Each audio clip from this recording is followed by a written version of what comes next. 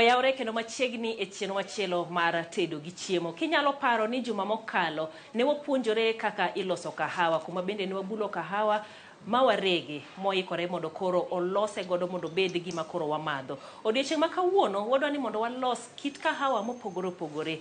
Wan ing'eni ng'enyne wang'eyo ga ni mana marwa ma wachwako to wamadho. Nitiere kido mopogore, nyaka idhie thoth magawa masani ibedo moko iluongo ni cappuccino, moko ni latte, gin mopogore. E gima wadwaro ni mondo watim e okinyi ma kawuono e chenro ni mar tedo gi chiemo machiegni. Koro wantiere kendi wan gi machine mar loso kahawa, iwacho ni wadwa loso gi mopogore.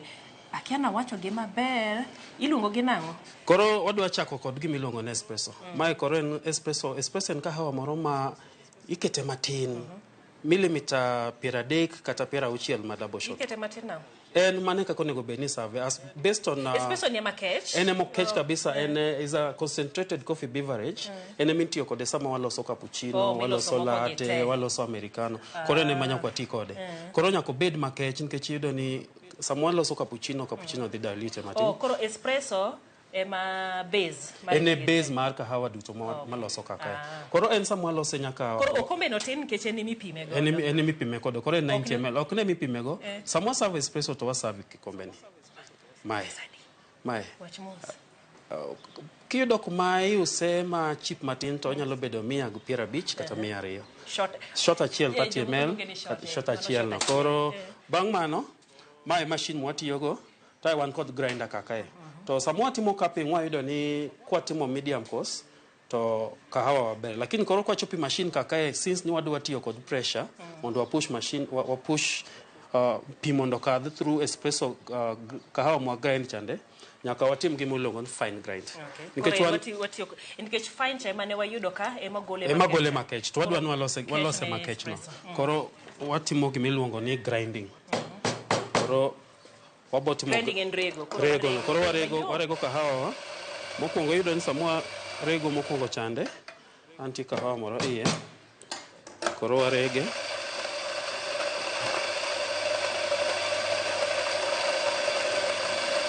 Koro mae wan kod gima tingi lweta ni waluongo ni portafilter.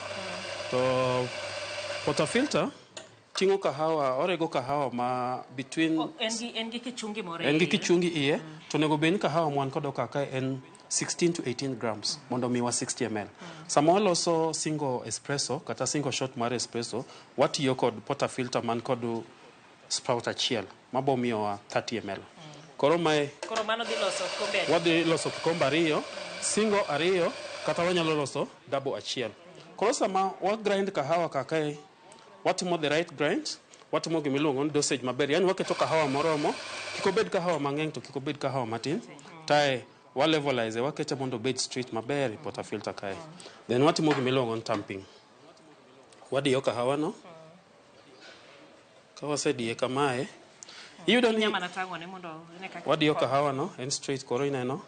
Koro sama wabiri machine kae, iyudo ni kahawa en drink moro ma delicate kabisa. Iyudo ni asegolo order moro, to nitie particles modong iye kakae. Koro particles go de obet kae for a longer time, gibedo exposed to heat. My group head ni liet. Gibedo exposed to heat for a long time. Koro watimo gima iluongo ni flashing, wa flash group head. Yani waluoke. Mondo gol ogol modong kanyogo. Oyemo mi uketo kitamba ka? Yes, kwa seketo kitamba, then I insert portafilter, tachwako kahawa na. Taketo vikombe na piny kae kamae. Mage gine ma koro onego beno extract espresso mara. But idhi yudo ni sache moko kopo ni okatimo calibration maber, to idhi yudo ni ka kete fine kabisa, espresso ni ok bi wuok. Lakini kokenda time akete ma ong'akore, to espresso ni kendo pigno opio kabisa. Koro mae kako onego beno wuok. To iyudo ni sama wa extract espresso, ochako kachande for a double, waketo 16 to 18 grams. Mondo wagol 30 ml. Mano shot ariyo mag single gi single. Koro iyudo mae ka korom. Then iyudo ni sama single. Sama timo brewing be nyaka tim timing. Koro nego beni espresso sama extract between 20 to 30. Lakini koro nitie gima iluongo sweet point, ma en between 24 to 28 seconds. Koro my espresso marwa. Koro my espresso marwa. We'll serve okay. Koro espresso ni wanyalo evaluate. Watimo gimiluongo ni visual evaluation warango crema. Nyalo doka crema and top layer no. Kiko bed ma yellow kabisa. Mano dhi nyiso ni otimne gimiluongo ni under extraction. Waketo kahawa matin. To kikwa wawe mo bed dark be kabisa. Mano nyiso ni waketo kahawa mang'eny. Kata sama watimo brewing, wa brew for a longer time. Kar brew 30 seconds to wa dhi nyaka 34, 35.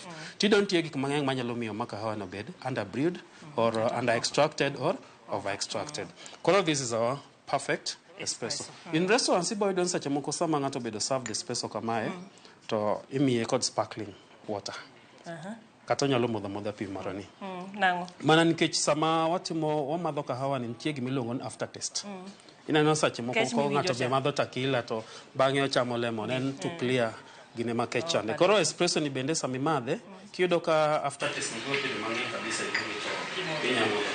Koro wagoya inyalo madha shot achiel bile mondi wacha ne to ochalo nade strength mare chalo nade. Chloroquine. Iwinjo mit moro? Mit. En gi kech moro kato be kisebuonye to mit moro dong e dhogi. Yes, koro espresso ma well balanced onego bed and bitter and acidic and sweet. Yes, koro mano kaka onego bed. Kaka winjo kiwacho ni kisebuonye sourness moro bende winjo idhogi matin. Nitiere gimi winjo gi ka an ka winjo kech moro. Gielewa ka nitie mit moro kato kuonde gi makoro wach. Mano koro nyiso ni one called a perfect espresso. Togo gi kahawa. Koro bang' mano. Perfect espresso. Yes, mae koro ema wanya tiyo go walos cappuccino, walos latte, lakini koro wabo tiyo go different cups. Wabo tiyo go kikombe mopogore kamano. Okay.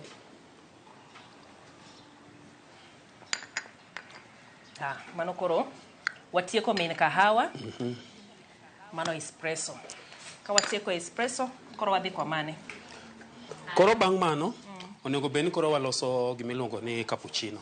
To ene mang'eny dhano hero madhe, winjo ni dhano romidet kamoro gidhi madho kahawa to ingeni kata ka kiwache cappuccino ndete cappuccino. Yes, cappuccino ntie kaka wewa koro idhido ni espresso ma wagolo no wabo tiyo gi kikombe ni.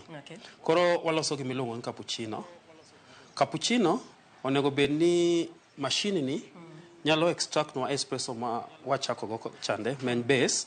Ai wabo kao chak ma fresh. Ingeni barista kaka wan gi chak mopogre. Ibo yudo ng'ato ma odwaro chak to just normal chak. Mano watiyo gi chak man fat content 3.5.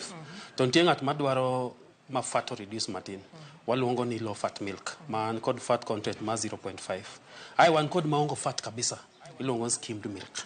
Idhi don nitie ng'ato mabe ko madho chak to ochal nga chunye tingore. Mano noloso ne cappuccino kata waloso ne drink ma kahawa kod chak milongo ni lactose free milk. Nitie ng'ato mabende en ok odwar gik moko ma odhi kod chak. Pod wan gi chak. Koro kae wakava kila ng'ato. Wan kod chak moko milongo ni almond milk, wanya tiyo gi soy milk, wanyalo tiyo kata kod coconut milk. Different types of milk wan kod sama watimo gi ng'at ma ok dwa onya tiyo gi wang'eyo jo soya. Yes, jo soya ntie wang'eyo gi. Okay. Soya ntie, almond kod oat milk bende ntie. Koro kawuono wadwa tiyo gi whole fat milk ma 3.5 milk 3.5%. Ema koro wadwa tiyo go sama loso cappuccino wani. Koro kae waji prepare ma wabo tiyo kod chagwani. Chak mwan go kaka ni en fresh milk. Nyako bed chak mang'ich. Ai wan kod gimiluongo ni picha. Koro sama loso cappuccino. Okay, birika. My only pitcher or a milk jug, but the right name and pitcher. Okay. Koro sama loso cappuccino okwa chemusha chak mondo bed maliet. Watimo gik moko ariyo. Watimo gimoro ineno iluongo ni wathalo chagno mondo obed mapek. Obed ma ochal mopoto. Walose mondo obed mopoto. Ai kosebedo mopoto tai koro aka wachwake mondo obed maliet. Koro wabo tiyo gi chak mae. e chak mwatiyogo. Akonyo mae. Botiyogo. Koro chagani wawe akete kae. Koro wachako kendo process manyien. Mano koro wachno oserumo. Macha espresso wachno orumo. Koro mae gima timre ni kisotiyo kode ma itimo brewing dichiel kamano to wachno orumo. Oh. Dogineno sama wa gomba kakae wa enjoy espresso marwa kahawa no antie kae. So ni wa expose to temperature kae heat no for a longer time. Koro oseban. Mok ni mano koro wastage. My is wasted. Or it's not wasted nikech wase extract flavors. But they wacha kwa loso moro mana mapiyo piyo to watiyo kode. Konego wati kode ni tiyo kode once. Okay. Bang mano warego machielo.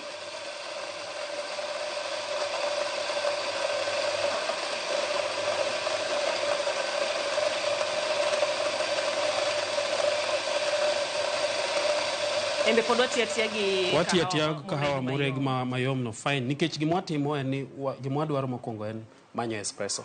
Koro kahawa yote mwadwa madho kata mwadwa loso kae nyaka wachak kod espresso. Koro botiyo kod mae. Timo gimiluongo ni tamping adiye. Kosebedo kare tatimang'o nyaka luoke. Agolo mondo mowang' kaka chande mondo timang'o owuogi. Aketo taya chako chwako kahawa na. Aketo kikombe piny kanyo kama. Koro wacha ni ma ukongo golonwa espresso. Omiwa espresso. Koro mae wangi kikombe ni wadwa golo double espresso. Kwase golo double espresso to koro mano nyiso ni wadhi loso double cappuccino. Koro espresso marwa ni kae ina cappuccino cup. Ina noko pod kata na crema chande ma wawuoye chande pod ni kae. Bang' mano wakawo chagwani. Mae koro mae gimwatiyo kod chwako kahawa. Koro wabo puoe mondi. Gimwaluongo ni frothing e dho ngere. Bang' mano koro kahawa ni the right temperature. Buoyo ma obed ma heavy chande. Tai cappuccino ni yudo ni seche moko kopo mimi ng'ato cappuccino to giwacho ni cappuccino ng'ich. Standard temperature monego benwa serve cappuccino en 65 to 70 degrees. Koro wadwa chwako kahawa nani ole wang'. Koro watimo mae. Ibonje sauti moka biro kanyo. Koro mane gimwa luongo ni frothing. Kata wapuoe. Koro kwase puoe. To iyudo ni koro hissing sound man tie chande sauti chande rumo. Ngiso ni koro sani wachwake. Wachwake koro. Ena ginachielo. Temperature sechopo apimo temperature kae. Onego be na yweyo mae katieko taduoke iye kachande ta flash. Nikech chagno kobet kae obo wang' to okelo flavor marach sama kendo wachwako kahawa moro. Ng'ato bo paro ni loso ne chai mowichore. Koro abedo ni koro me cappuccino mara. Anyalo loso cappuccino no kamae. Tibiro kode kamae. Tidhi kode maber mos kamae. Kichopo tong' titieko. Koro mae waseloso cappuccino marwa. Koro wakete isosa. Bang' loso cappuccino to atimo gimoro be iluongo latte. Mae bende en kahawa moro ma bende iyudo ni nyidendi odwa here kabisa yotende ma kata magawa mopogore opogore. Koro bende sama walose mae iluongo ni latte glass. Wasave kakae. Koro mana procedure mokwongo chande nyakwa many wabed ni wan kod espresso. Koro gima kwongo kodo en espresso. Mae nyaka ensure no ler. Inya bedo kata gitamba moro mondo iyweego lakini ayudo ko obedo maler. Then bang'o to katimang'o grind kata rego kahawa fine. Kaserego kahawa maber tabiro to adiye. Koro dhido ni kikombe ni sache moko dwa bedo maduong'. Koro ok anya tiyo kode kae. Koro anyalo tiyo gi kikombe mar espresso. Sache moko anyalo tiyo kod milk jug. Milk jug bende na kikombe moro wabedo marom kamae. Koro abiro to nyaka flash grouped ni mondo aluoka ne uchafu mantiego.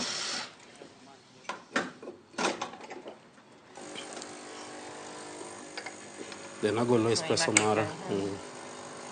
Nikech adwa tiyo kikombe achiel mondo agol dabo. Emomiyo koro aketo kikombe malo kae. Onge shida. En kare.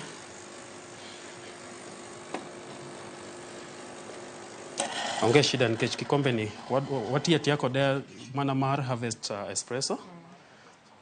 Wabo kawe to waole kae. Kawase ole kae. To chagwa ma fresh cha. Mawaloso go wakaka chak ma fresh.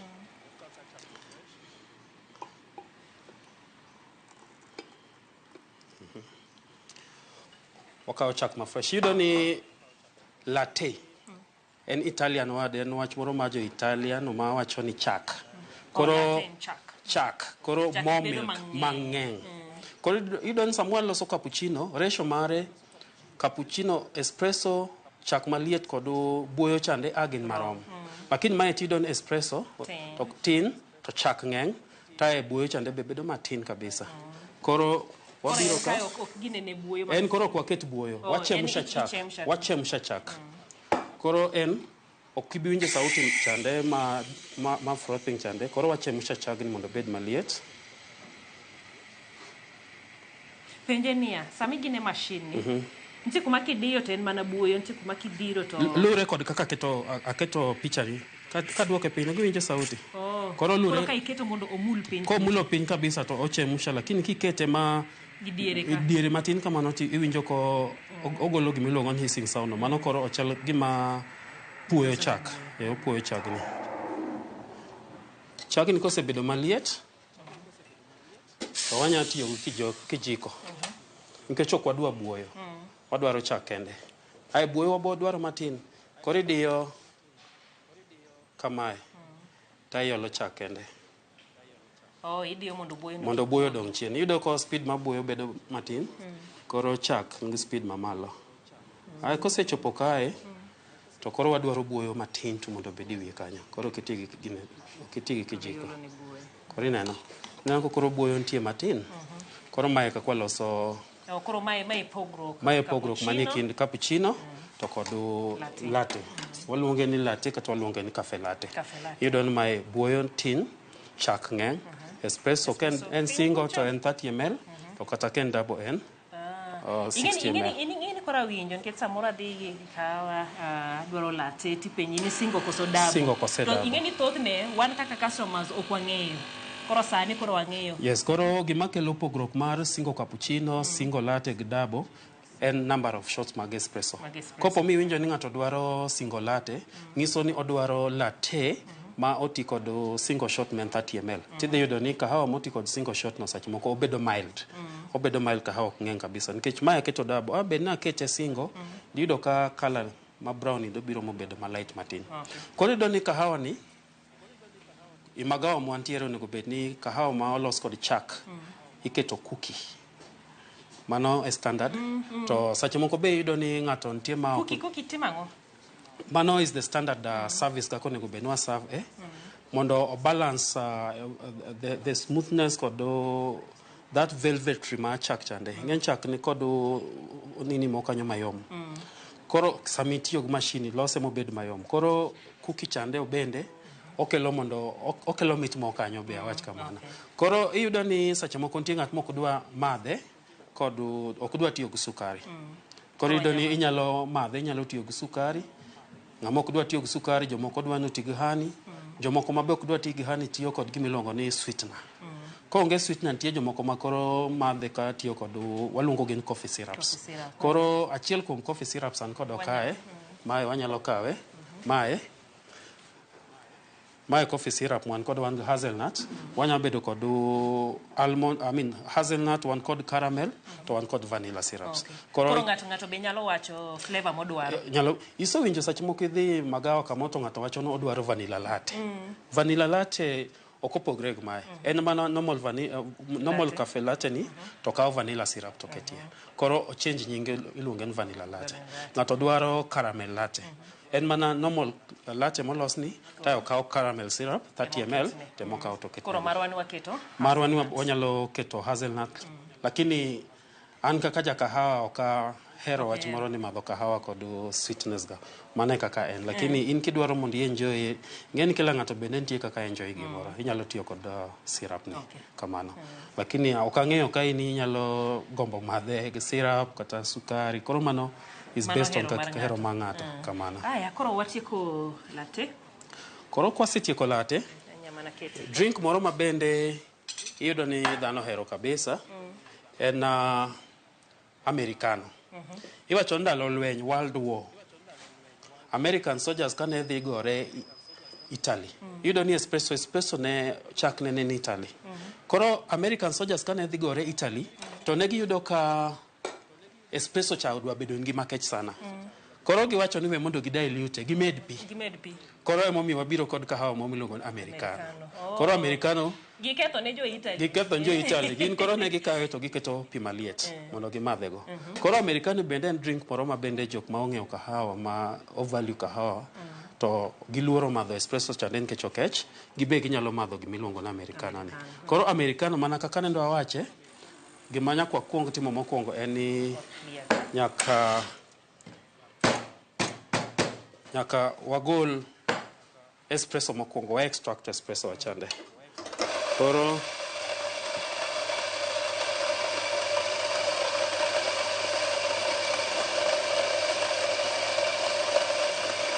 extract espresso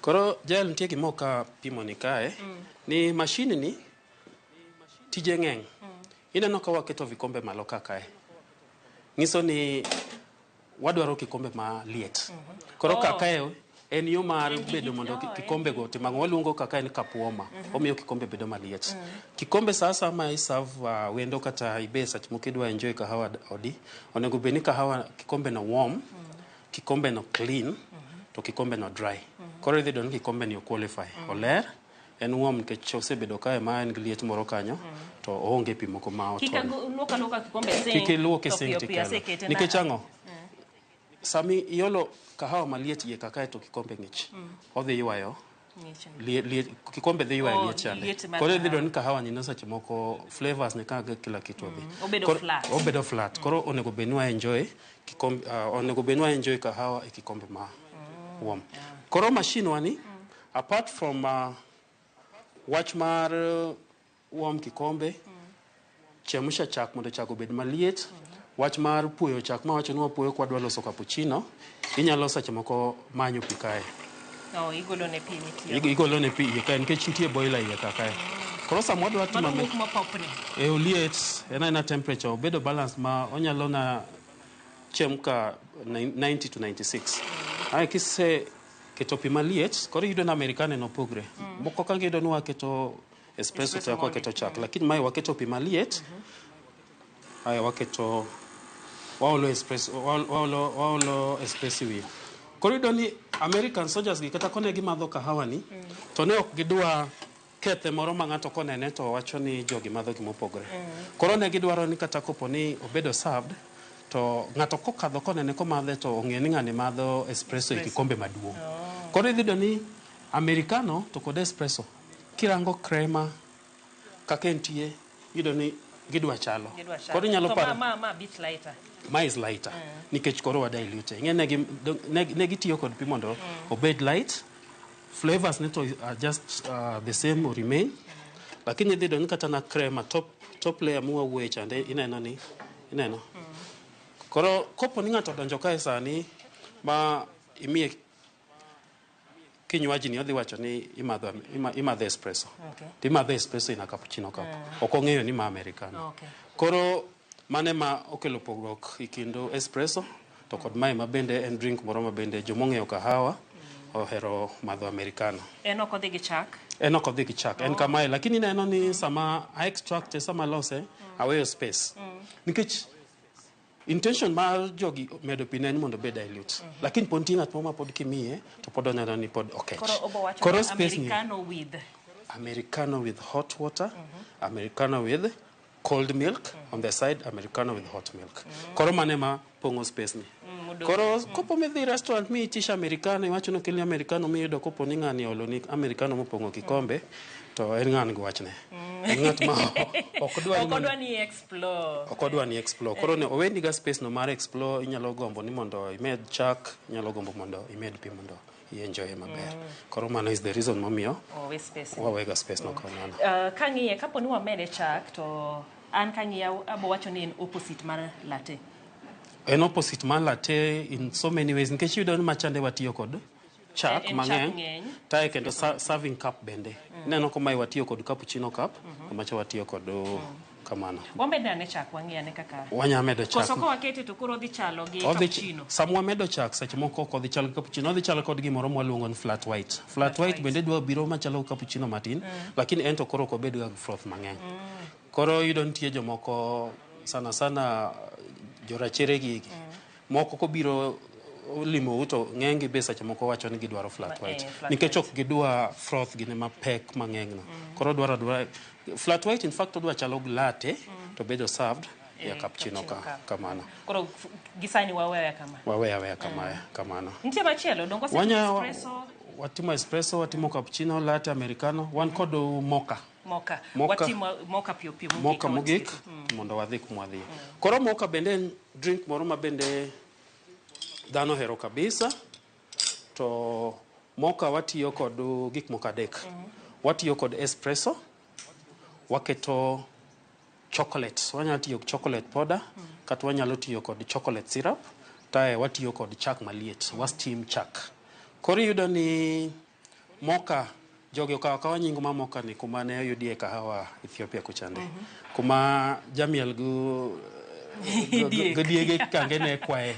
Koro area no niluongo ni mocha. Koro nitie drink, en drink mo mabe mit kabisa. Yudo ni chocolate no balance maber kabisa kod espresso ai kod chak. Koro wanyalo tiyo kod chocolate powder ma kata chocolate syrup. Koro anyalo tiyo kod chocolate syrup. Koro gima kwongo timo, what I'll do, anyalo extract espresso mondi mondo abed go machiegni. Just to clean it now.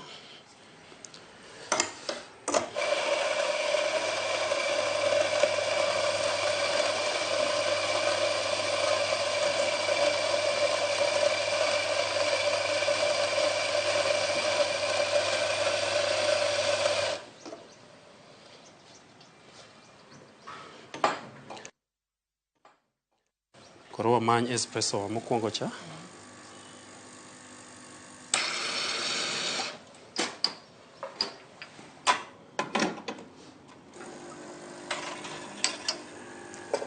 Kaya gombo ni mondo ati kod single shot mar espresso 30 ml. Ema paro ni dhi balance maber. Na chak ma na kaya mandiol na fresh.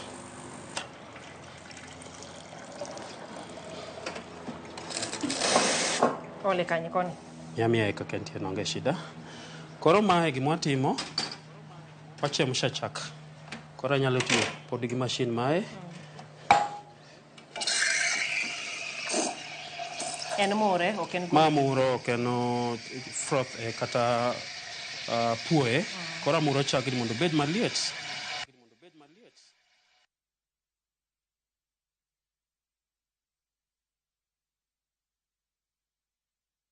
Sebedo maliet. Koro wan kod chak maliet ka, wan kod espresso, wan kod chocolate powder. Koro syrup, mae syrup. Koro anyalo garnish glass kamae.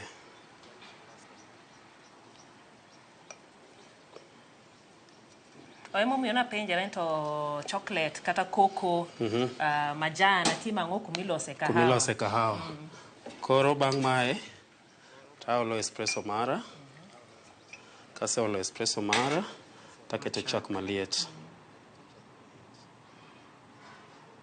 Mae magolo ga deep chocolate cha. Yes, koro Ano koro an kod moka mara.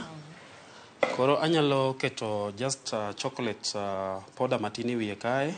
Kata anyalo kao syrup no to en creativity anyalo goro kata na maua moro wiye kae.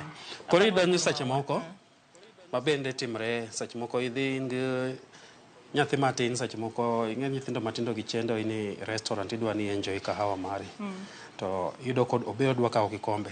Koro mano wan kod drink moro ma bende inyalo kao ne ka kikombe kamae. Ti froth chak. Ti kao buoyo chande. Ti pong'i kikombe kae. Kiso pong'i kikombe ti kao chocolate syrup matiyo goni. To igoro ne tiwe mamore chande koro ibodo no madhe bende mano waluongo ni baby chino. Koro nyathino be omadho dong'ne no ing'e nyathi matin ok oyie ni madho kahawa. Koro baby chino no en ma miye obedo busy bende igoro ne kama maua moro wiye kae. Koro be komadhe kona chande to in enjoy moka mare kamano. Koro mano ma baby chino. Koro magi e kit kahawa mopogore ma waloso odiochieng' ma kawuono. Akia kapod aparogi ma latte.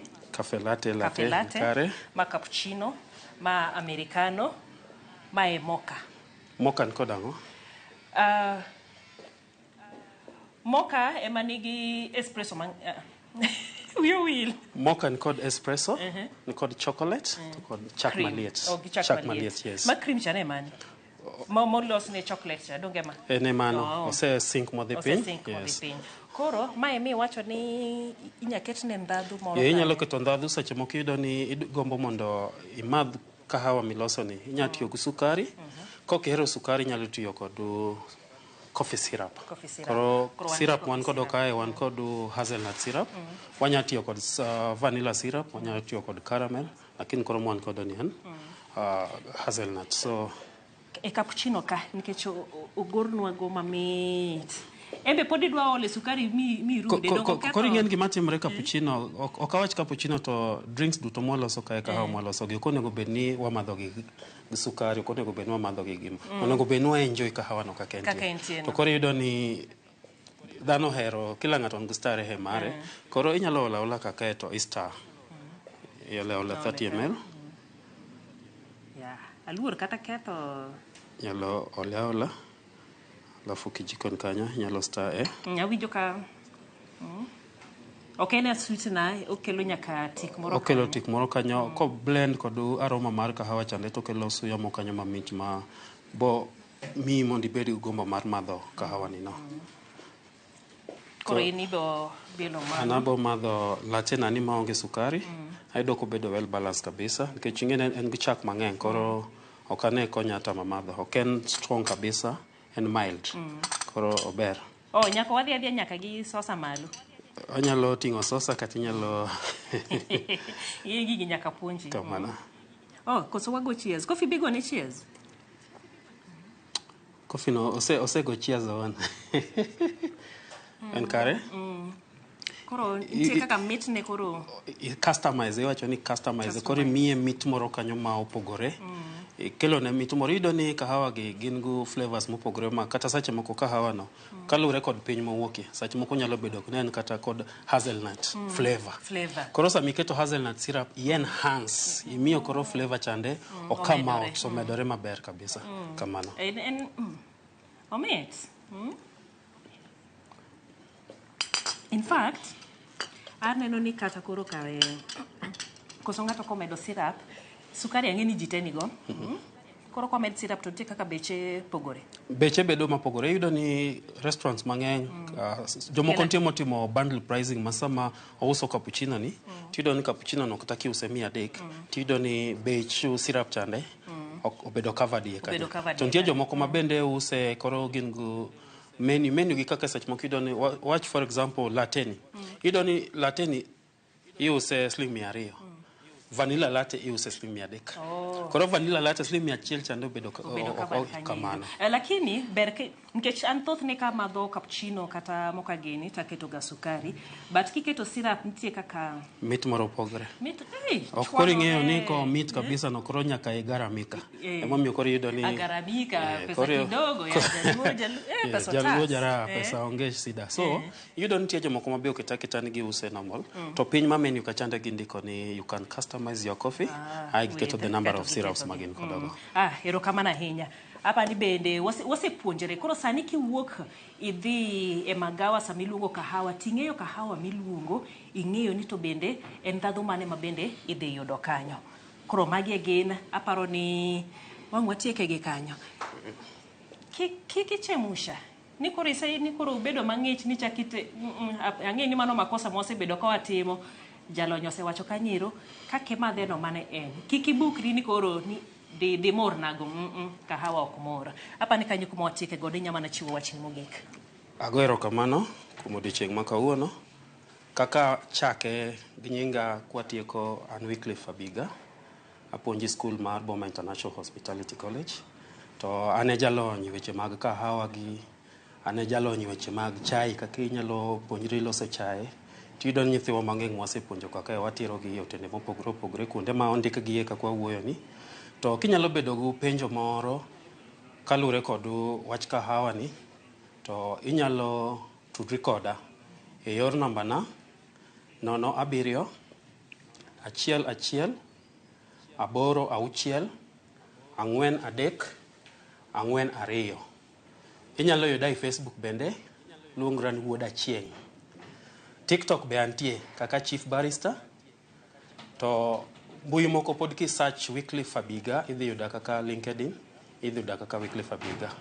Kati nyalo biro e college Boma International Hospitality College kuma wanyalo puonjre wanyalo mi kaka inyalo donjo kaka mondo itim short course ma kaona dwe 3 kamae to wateri idhi chako timo attachment ni for 3 months wane mwamanyo ni ok ing'eyo chiemo inyalo bedo general manager chiemo inyalo run cafe mari inyalo ndiko nyithindwa mang'eny kuom jokanyanam ma en course moro ma bende pok wabedo ka wang'eyo ni timore to an atime ndalo chana atime ndalo 10 omiya machopo kuma antie ni omiya makoro sani anyalo yudo kaka nyithinda nyalo chiemo akwayo mondo ubi mondo watudre erokamano ahinya kuom bedo kodwa wan koro wang' watieke gi kanyo wachak watudre kendo juma manyien e chenro machielo mar tedo gi chiemo nyinga Chai Lietha.